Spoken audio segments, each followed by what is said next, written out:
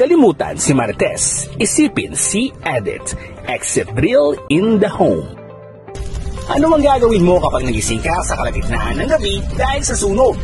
Alam mo ba na meron lamang tinatayang 2 minuto para makalabas ng bahay ng buhay? Magplano at magkaroon ng emergency evacuation plan sa bahay na madaling matandaan ng lahat ng miyembro ng pamilya. Kapag makapal na ang usok, gumapang patungo sa pinakamalapit na fire exit papunta sa ligtas na lokasyon.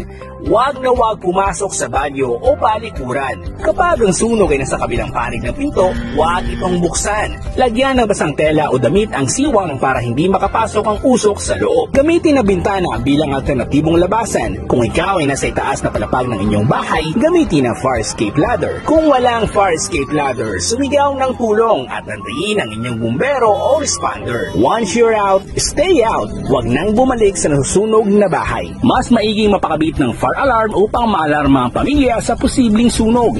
Ikabit ang fire alarm na may smoke detector sa kwarto at sa sala, habang fire alarm na may heat detector naman sa kusina. Tandaan, may taglay na carbon monoxide ang usok na nagpapatulog. Kaya kapag may fire alarm, may iwasan na malanghap ito. Sanayin ng buong miyembro ng pamilya na magsagawa ng fire exit drill sa tahanan. Tandaan, magplano, isagawa at maging ligtas. Kalimutan si Marites. Isipin si Edit.